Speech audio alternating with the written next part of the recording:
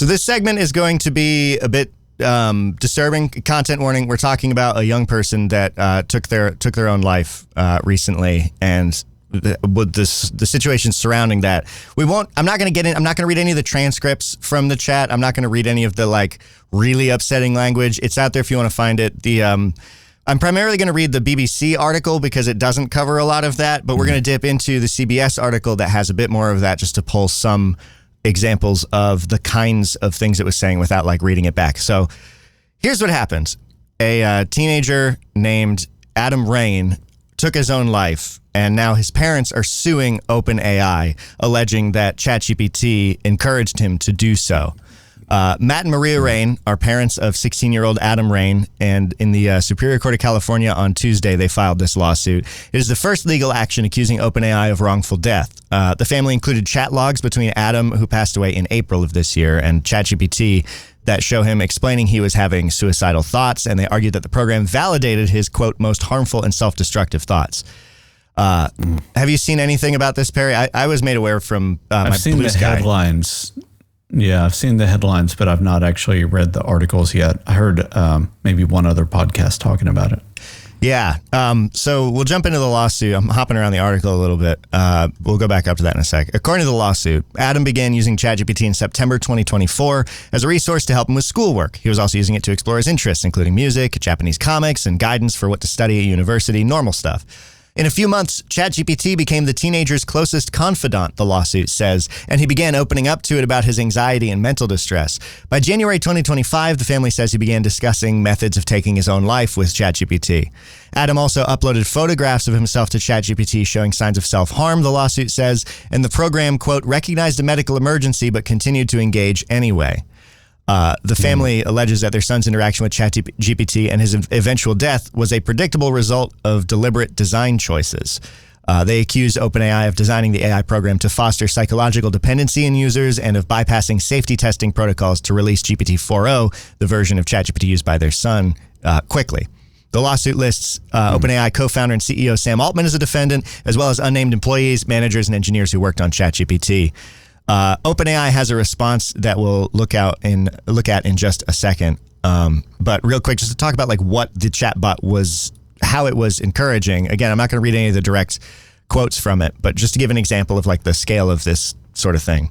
ChatGPT mentioned suicide 1,275 times in chats to Raine, and kept providing specific methods on how to do it. According to the family's lawsuit, Raine confided to ChatGPT that he was struggling with his anxiety and mental distress after losing his dog and grandmother in 2024. The lawsuit alleges that instead of directing the 16-year-old to get professional help or speak to trusted loved ones, it continued to validate and encourage his feelings, including telling him that he shouldn't like confide in his brother or family members because they wouldn't like understand, but the chatbot did. Here's another quote. As Raine's mental health deteriorated, ChatGPT began providing in-depth methods to the teen to take their own life, according to the lawsuit. He attempted it 3 times between March 22 and March 27. Each time he reported his methods back to ChatGPT, the chatbot listened to his concerns, and according to the lawsuit, instead of alerting emergency services, the bot continued to encourage the teen not to speak to those close to him. It even offered to write the first draft of a note, according to the lawsuit. Wow. Yeah. And it makes sense how this happened when you're someone who's like plugged into how AI works. And there's a specific part of OpenAI's response that I want to highlight regarding that. OpenAI put this letter out saying, helping people when they need it most. At this scale, we sometimes encounter people in serious mental and emotional distress. We wrote about this a few weeks ago, plan to share more after our next major update. However, recent heartbreaking cases of people using ChatGPT in the midst of acute crises weighs heavily on us, and we believe it's important to share more now. They go on to say that their goal isn't to hold people's attention. Instead of measuring success by time spent or clicks, they care more about being genuinely helpful. When a conversation suggests someone is vulnerable and may be at risk, we've built a stack of layered safeguards into ChatGPT. And like they do have these safeguards and classifiers at the top, but then deeper into this message, they acknowledge something that we talk about a lot on the show, which is that their safeguards work more reliably in common short exchanges.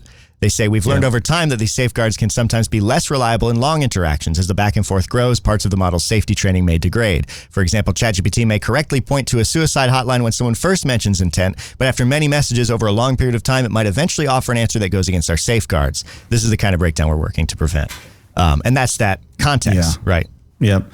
Yeah, that's where my mind immediately went to. And so not to be overly clinical about a very human result, when you understand the models, you can see how that's very possible, especially when they're trying to increase memory over lots of conversations. Mm-hmm. So that then is essentially like flooding the context window to where for the model, it's normalized to talk about those things and to encourage those things because they've been consistently either accidentally or on purpose bypassed. So when you combine like that context with the sycophancy issue that's there, you can see why it would happen, because I can see in these contexts of where the model would normally be saying you should talk to your parents about this or you should talk to your siblings about this.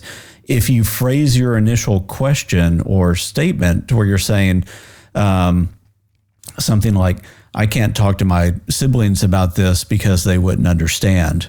If that's, if something like that is ingrained or embedded within the comments that are there before, the model is going to want to support that statement and then find the way to support the user in a way that acknowledges that.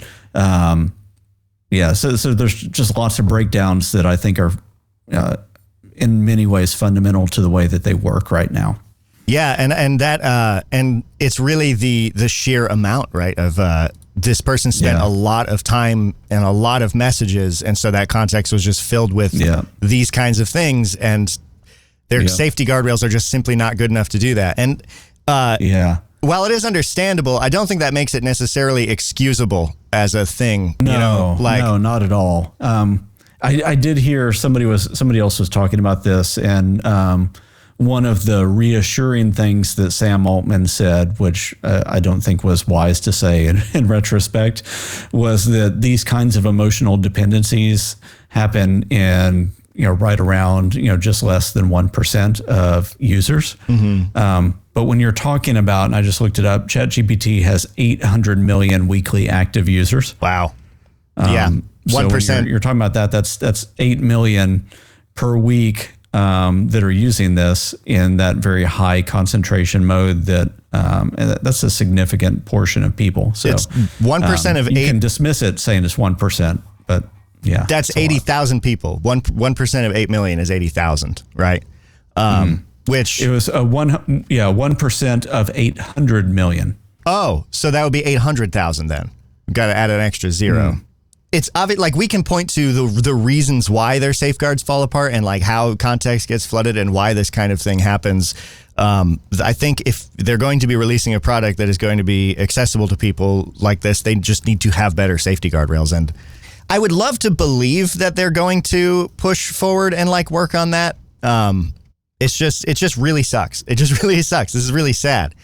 As an example of what they have talked about trying to do to increase their safety guardrails, they address that in the bottom of the letter. I'll read a couple of them.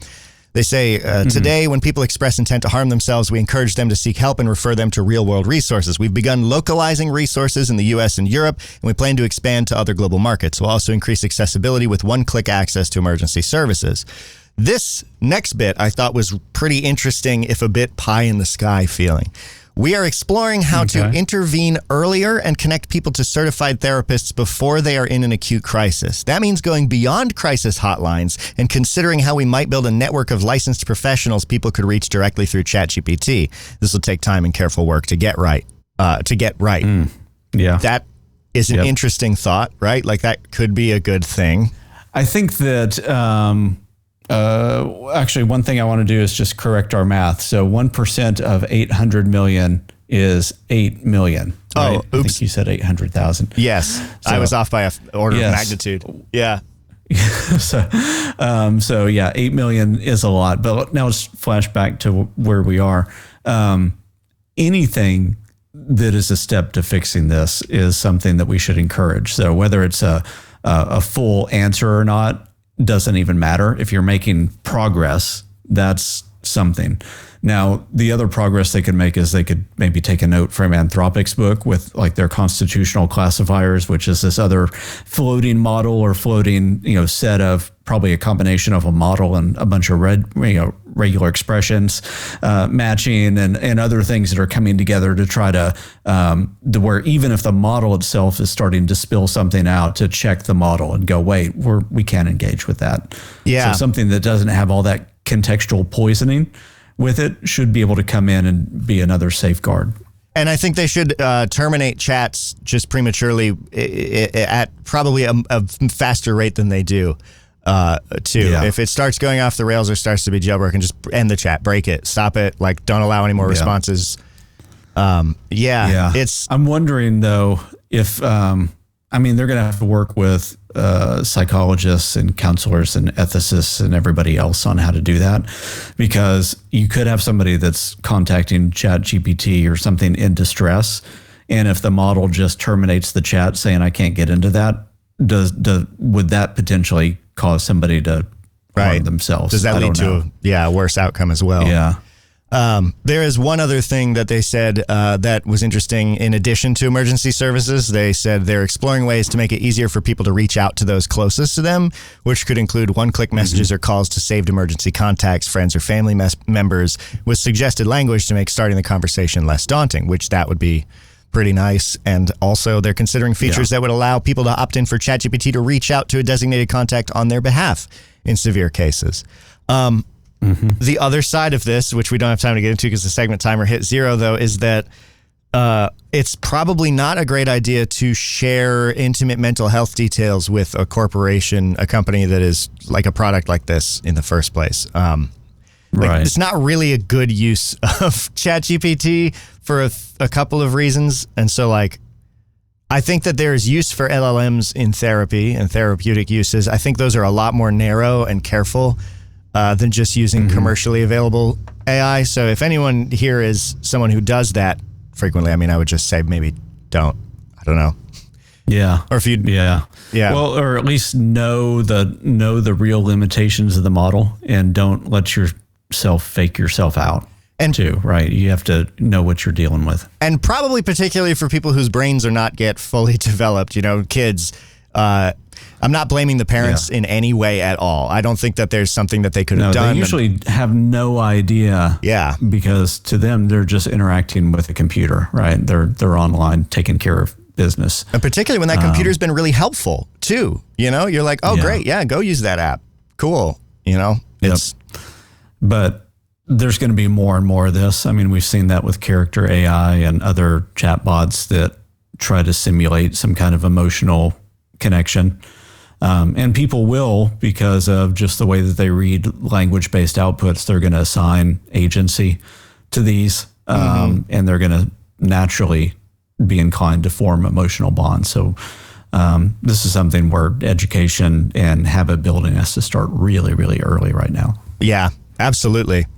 And to put just a button on it before we move forward, the parents of Adam Raine have started something called the Adam Raine Foundation, which initially started as a way for them to help provide financial assistance to lower-income families who have lost a teenager to suicide, helping them with funeral and associated expenses, because they said that they were completely shook by that side of things. And then they moved into advocacy about raising awareness about the dangers of teens forming emotional dependencies on AI companions, and advocating for better education, safeguards, and understanding in the space. So the Adam Raine Foundation has come out of this, and we'll link all of the stuff in the show notes.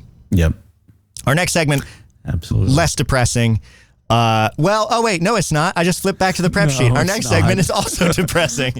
Get ready for us to talk about Meta and their creepy child chatbot. Oh boy, just stick around. You're not going to like it.